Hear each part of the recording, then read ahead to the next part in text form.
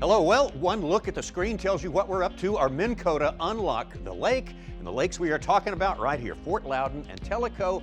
Together on the Tennessee and Little Tennessee River, they comprise our playing field for the recently completed Ronnie World Championship, the Academy Sports and Outdoors Bassmaster Classic. That sums it up, right? Yeah, it does completely, Tommy. The headwaters of the Tennessee River, Fort Loudoun and Tellico, they come in, they formed the French Broad and Lake Cherokee, Holsted, they all come down and make this body of water that was very interesting and intriguing for this event. We've been there a couple times before, but Tommy, it always throws us for a loop. You figure late March. I at least thought smallmouth may be a non-factor, but we had tremendous cold fronts throughout the weeks leading up to the tournament. It was bluebird sunny, everything was perfect, trees are blooming, and then it hit 40 degrees for the high for all of practice, all of pre-practice, but right before the tournament, 70-degree weather, and these anglers had to adjust on the fly. Absolutely. Well, why don't we go through our top 5 finishers at the Classic, and in that way, somehow unlock the lake for everybody as best we can, starting with 5th place, John Cox. John Cox was a guy who got a top 5 here the first time we were here for the Elite Series event in 2021, and he did so by keeping it completely as simple as possible. Fishing a crankbait, which was a Berkeley Fritz side, on some riprap, some bridges, some railroad trussels, things like that. And he stayed in an area that had dirty water. That was kind of a key. Very dirty, very stinky. Anglers were looking for water level to be a little higher, but if they couldn't get higher water levels, obviously by the fluctuation of the system, they wanted dirtier water or warmer water. John found a good recipe with dirty and warm water, but it didn't really transpire until day 1 of the event, after some storms came through the night before.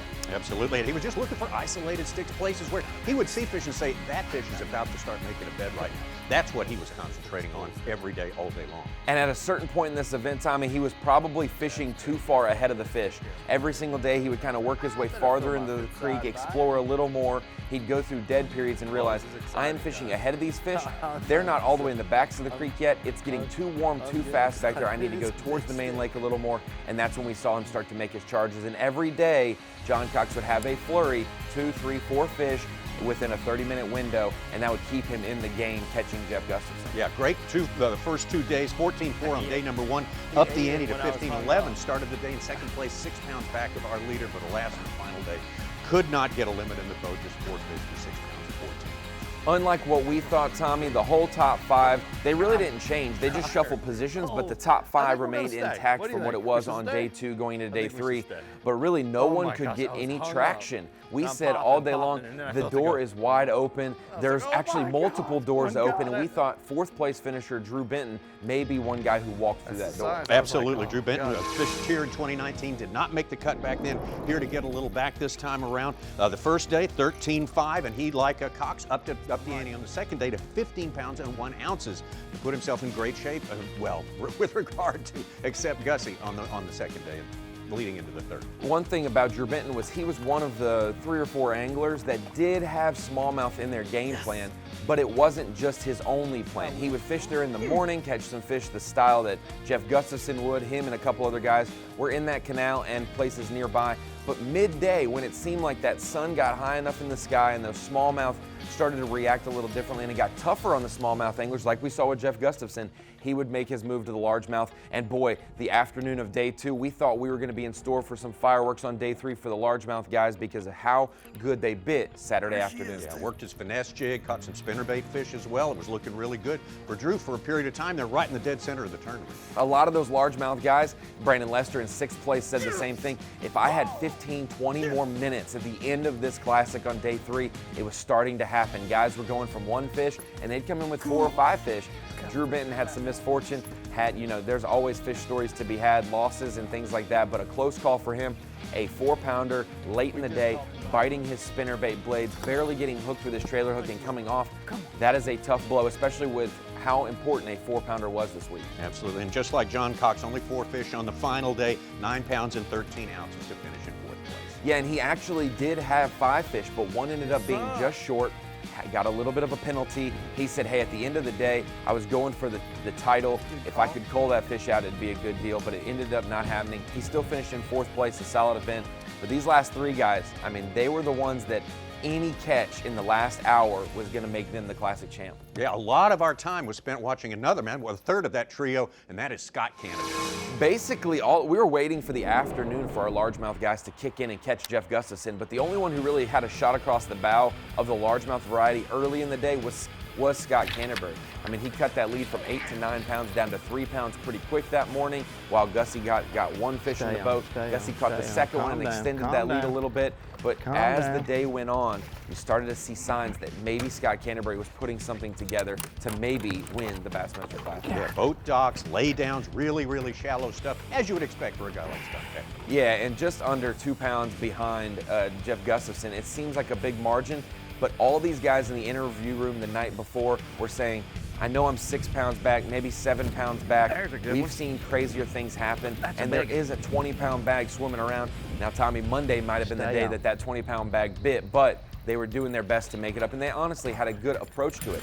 If they're going to catch the guy who's fishing for all smallmouth, they've kind of got to go all in for a big largemouth bag. And Scott did what he does best, flip the jig, do a spinnerbait some, and really kept a couple things honest like wood and laydowns, but also boat dock. Absolutely. Did manage to get 5 fish. He did get a limit very hard on it. Only 5 of our 25 on the final day were able to get a limit. 12 pounds, 1 ounce. Finishes in 3rd place, 2.5 pounds roughly back of our. And there were rumblings at the weigh-in that maybe Scott Canterbury has more than the 10.5 on Bass Track. Maybe he has 14 pounds. I had to go corroborate with his cameraman and say, what is it, 10.5 or 14? He said, I think it's around 12 pounds, and that is exactly what he did weigh in. He did put a little bit of a flutter in the stomachs and the hearts of those other guys like Bryan Schmitt and Jeff Gustafson. Yeah, and Bryan Schmitt himself produced some flutter too as we talked to the anglers getting ready for that final round. Bryan Schmitt on day 1, 16 pounds, 3rd place, just 2.5 pounds back, 13-12 on the 2nd day, 3rd place, 6 back, very, very consistent, and had a place that he had a lot of confidence on because it reminded him, and a lot of other people too, of his kind of home waters, Potomac River type situation, big flat with isolated targets. One thing that's interesting is even though this isn't a tidal body of water, Tommy, we know how much it fluctuates on the Tennessee River. We get some rain, it starts to come up, they pull it back down. The fish are kind of tentative. They don't know if they want to make a rush to the bank or if they want to stay on the safe cover in a good depth zone where they know the water's not going to retreat past them.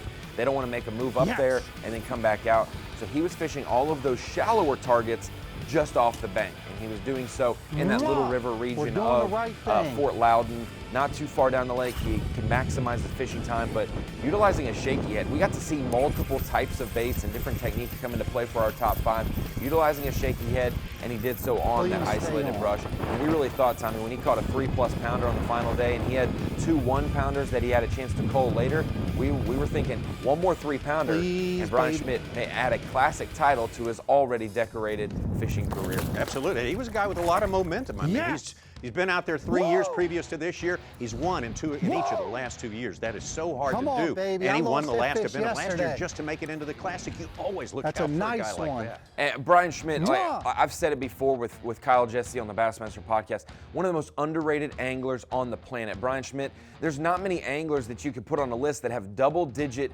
semi-pro or professional victories. He is one that has over 10 or 12 semi-pro and pro wins. He's one that definitely needs his respect when it comes to being a closer. And on that final day, we were like, this could be just like the Mississippi River, where he's a pound or 2 behind Chris Johnston on Bass Track, but he has a little bit more than we think. We thought that might be the case. He did, but he just came up just a little short of this guy, Jeff Gustafson. Yeah, 1.5 pounds back in 2nd place. And of course, the ultimate closer for the last 2 visits here to this particular fishery is Jeff Gustafson. What a story. Jeff Gustafson did it with a very same exact technique, the same equipment that he used in 2020 for his win. Tommy, he's led 7 straight days on this body of water. If Jeff Gustafson moves from Canada to the United States and it's anywhere but Knoxville or the surrounding communities, that's a problem because this area of the country treats Gussie very well. His moping technique, fishing above those smallmouth. One thing that he said he really learned from the first time they were here, you could not just idle and graph these smallmouth with your side imaging. You had to actually fish.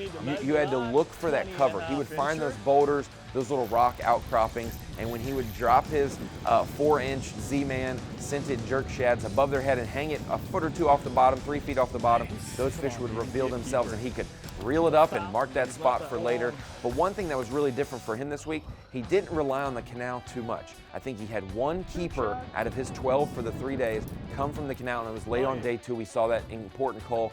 But honestly, he found a few schools in Tellico, same thing.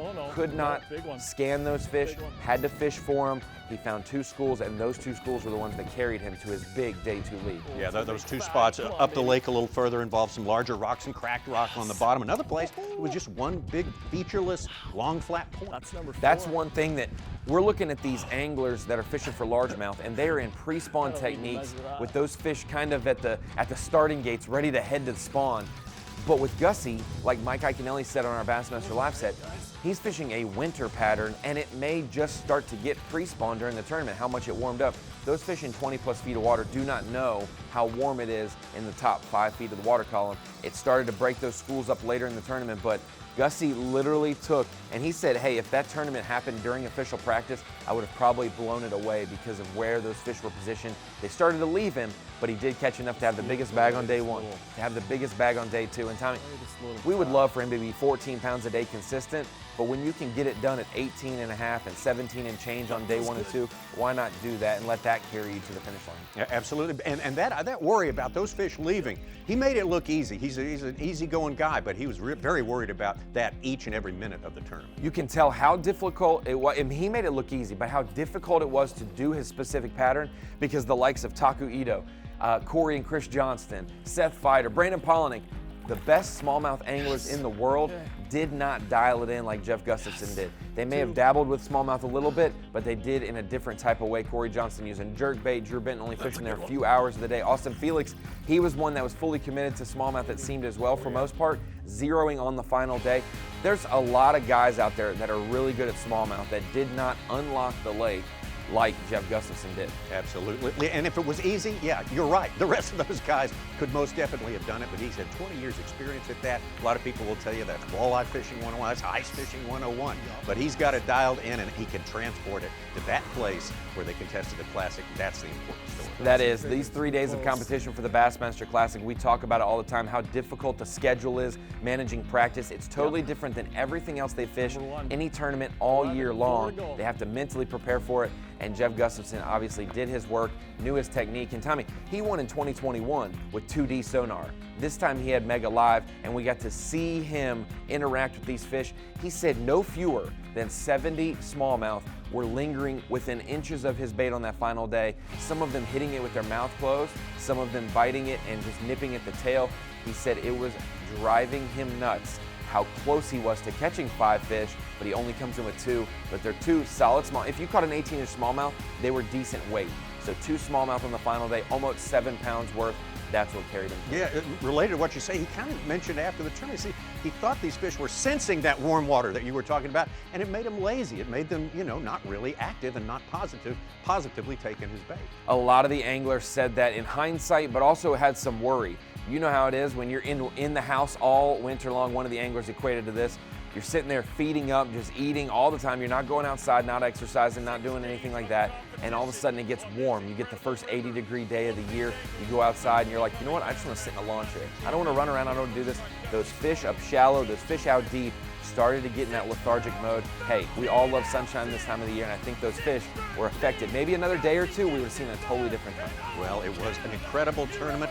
All hail our champion, our new world champion, the first Canadian, second international to win the Bassmaster Classic, Jeff Gustafson, and that is your Minn Kota Unlock the Lake.